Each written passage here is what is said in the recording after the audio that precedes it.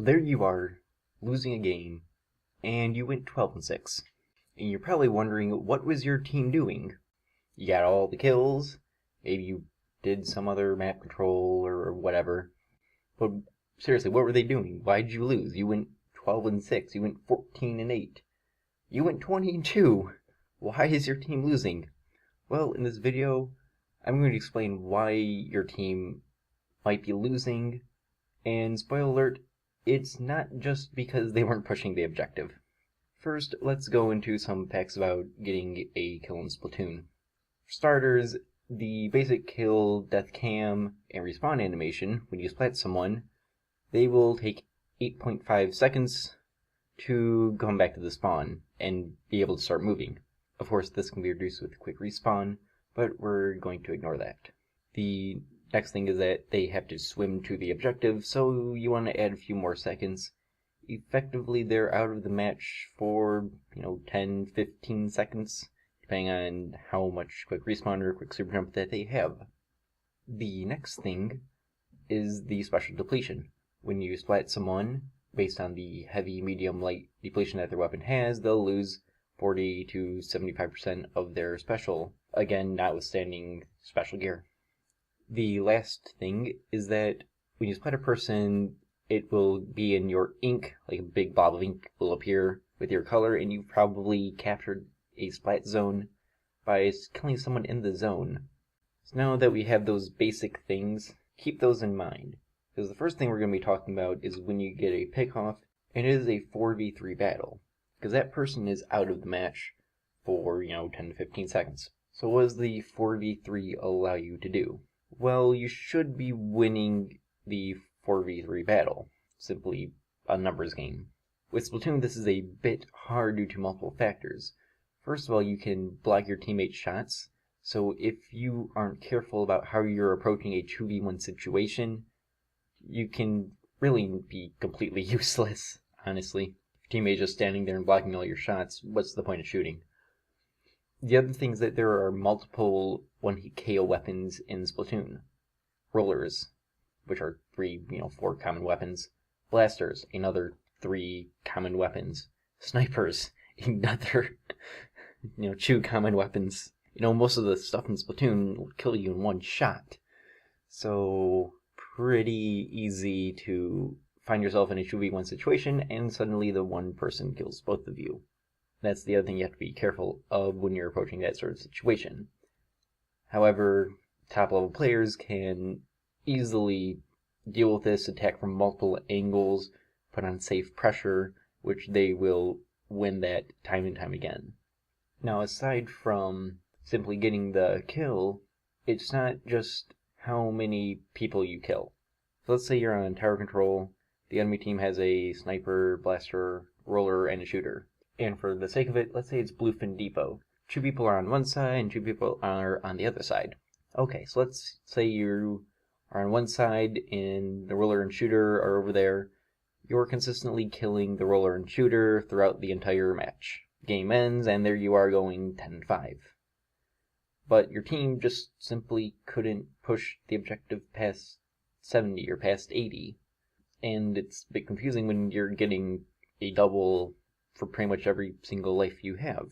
Why isn't your team being able to push the objective? Well, part of it might be that your team is bad, but there's something more important going on. The more important part is consider what weapons out of the sniper, blaster, roller, shooter are good at stopping the tower push. 2 weapons are the sniper and blaster. Blaster can just sort of aim at the tower in the general direction and it'll get kills. The sniper can stand pretty far back and it'll get kills. So you killing the roller and shooter, the weapons that aren't going to stop a tower push, not unimportant, but they're less important than killing the blaster and the sniper. If you kill the blaster and the sniper, your team would probably have a much better chance at pushing the tower than what you were previously doing. Getting kills isn't just a matter of how many you get, how many you can clean up. It's a matter of who you kill. The same thing could also apply in splat zones where there's a dynamo and a berry. So you gotta kill the dynamo because it's just gonna fling ink everywhere and never gonna capture the zone. gotta kill the berry because it's gonna be bomb rushing everywhere and you're never gonna capture the zone. Of course, it's a bit more complicated, maybe the dynamo is being protected by the sniper or other things that are tough to get to position, but it's sort of the general gist of knowing who to target, because in different points of the match, there are different targets that you need to take. If it's the person running the objective, or if it's the person stopping you from pushing the objective. You gotta be able to switch it up and know who is the best person to kill at any given time. Now, the next thing is that it isn't just about who per se, it's also a win factor. So let's say the enemy team is going to start making push with a Rainmaker. Doesn't matter which map. Now, the blaster on the enemy team, let's say specifically CRB, or it doesn't have to be blaster, maybe it's a Zimmy. But any of those two with an invincibility like a Kraken or a Bubble. Let's say you have someone on the enemy team with a Kraken or a Bubbler, and they're coming in with the rest of the enemy team for the push. Now, you see someone else on the enemy team, they're in a vulnerable position. Your teammate's already shooting at him, but you decide to go help out your teammate, kill that person. Then maybe there's another person on the enemy team that you find out and kill. But by this point, the Kraken or Bubble person has made their way onto your team. They've popped their special, and they wiped you, your teammate, and your other teammate. And so now it's a 1v2. The Rainmaker's still alive, and the Rainmaker, might get the last pick off, or the other guy might get the last pick off. There's just a lot of points that they push. Maybe they even get the knockout on something like Flounder. So that's a bit of a convoluted example again. You killed 2 people, or the 4 people on the enemy team. One has the Kraken or Bubble, one has the Rainmaker, and there are 2 others. You killed the 2 others instead of the invincibility person or the Rainmaker. The invincibility person kills all of you, the Rainmaker gets a push. So let's look on the other side. What if you can't really get to the Rainmaker is pretty well protected? Okay, so instead of going for the other 2 vulnerable people, you instead go for the invincibility person. Now, let's say that you kill the invincibility person. Well, that's a 4v3, maybe you get the last kill off, or maybe you get the other 2 people dead or whatever, but you'll probably stop the push, maybe, and the enemy team will have to start again. In that, you've also done something else. Remember that the weapons have a special depletion. By killing the person who has that special ready, when they respawn, they're no longer going to have that special ready, and it's going to take longer for the enemy team to push. What you've done by getting that 1 kill instead of 2 is that you've made it take longer for the enemy team to get a push started. Now let's say that invincibility person uses their special and you just don't outright kill them. That's fine too, because now they've used their special farther away from your team, and now your team has more time to react to the invincibility person, which means that they'll probably have a much higher chance of living than the previous example where the invincibility person came up to your team and beat all of you. So again, even not getting the kill, simply by getting the person to pop their special, was way more important than getting the other 2 kills, because it meant that your team was still alive. Your team still being alive means they can still stop the push. So those are the 2 main examples that I just wanted to go through. Now there's still one major unaddressed problem in this, is that whenever you tell people, oh, I went 18-3, and your friend says, like, oh, but I did the objective, or maybe you did the objective, but I did the objective, and so it's more important. So I won the game because I pushed the objective. And I'm here to tell you that you did not win the game because you pushed the objective. That is not how this game works. Yes, the win condition is based on the objective. Okay. But much like you didn't win the game because you had all the kills, you didn't win the game because you pushed the objective. How can I say such a ridiculous statement when that's the win condition? Well, consider a game where you're on tower control, you pretty much instantly knock out the tower. You go 1-0 running the objective, and your teammate goes 6-0, getting all the kills. Let's consider what happened if your teammate did not go 6-0. Would you have been able to push the objective as far as you did to get the knockout? Or would the enemy team have stopped your push, maybe even started their own push? That's where the main fallback of this comes. is that what's the point of riding the objective if the entire enemy team is going to stop you? Flip side, what's the point of getting all those kills if no one's going to ride the objective? Of course, the second version is generally the more common of the two that happens in any sort of play. But the point is that just getting the kills or just getting the objective, running on and dying, neither of them win the game. Now there's a third component that they mention, but they don't generally mention in this argument for whatever reason, and that is map control. So you might know that if you're a roller, like Carbon, or if you're a blaster or a sniper, it's pretty darn hard to get kills if your team doesn't have map control. By the same token, you probably know that it's pretty darn hard to push the objective when your team doesn't have map control.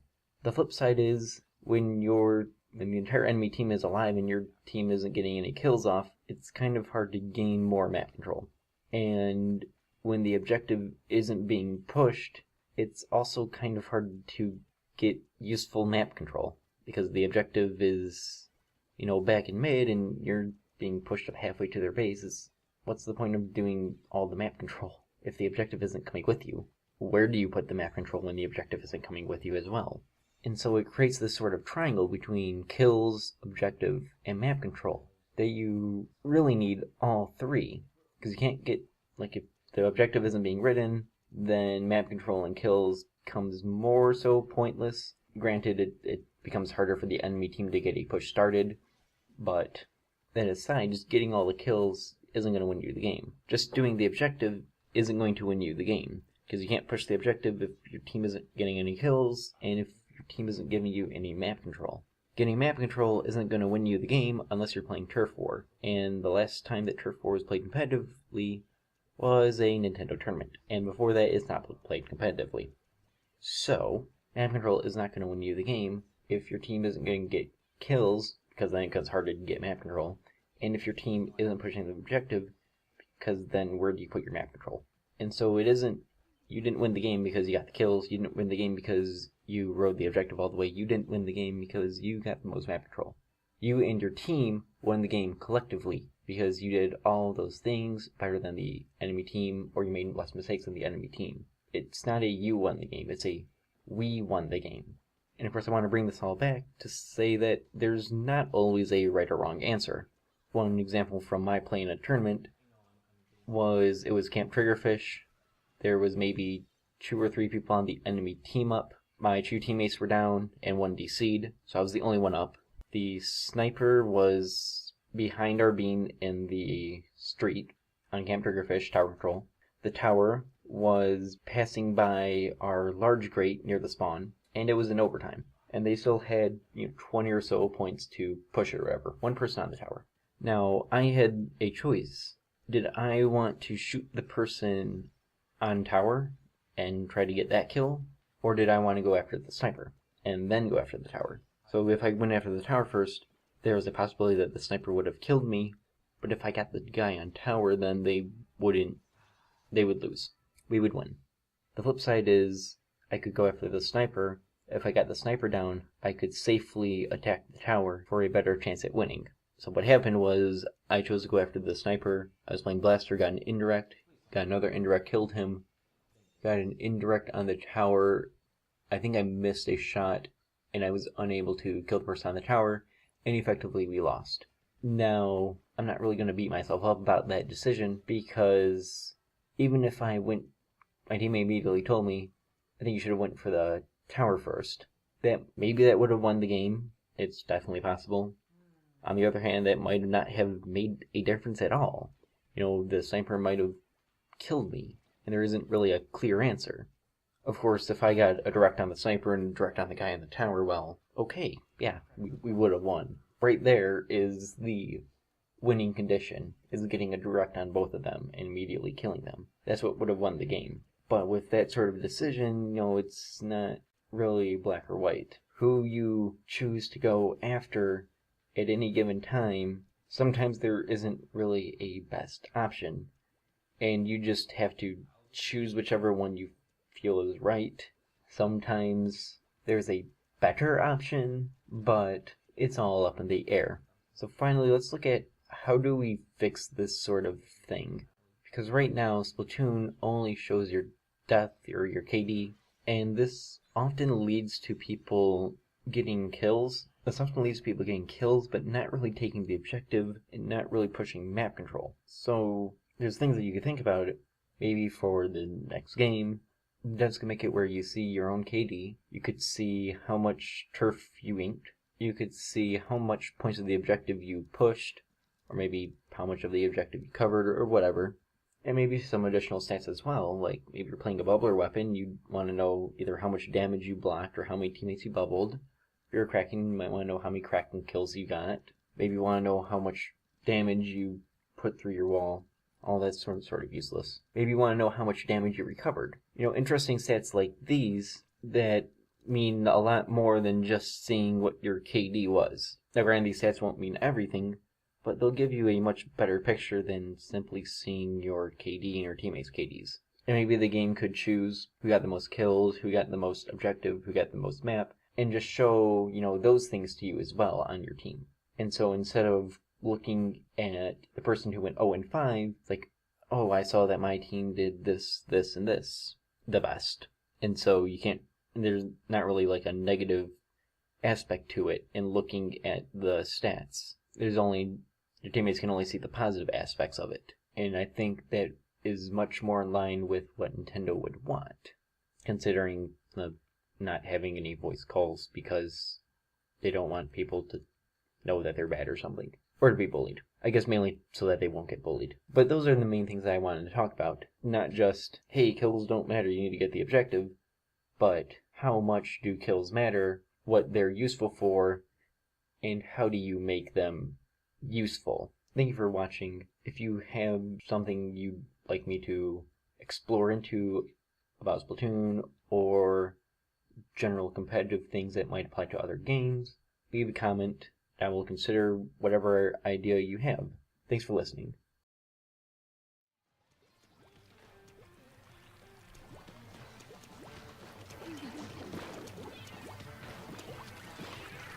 Oh, get him down here. Get him out of here. I don't want to know what ground I should be holding up. Aside from get out of here. That wasn't great.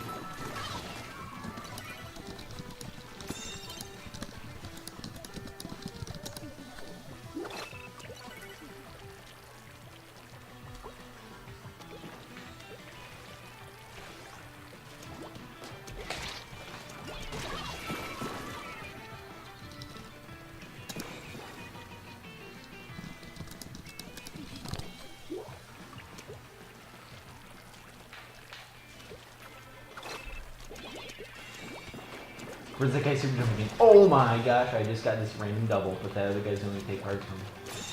Is he not? Is he oh, wait. Oh, get out of here, Taker. Oh my gosh, I didn't have a third zone. Get out of here. Oh, that carpet killed me.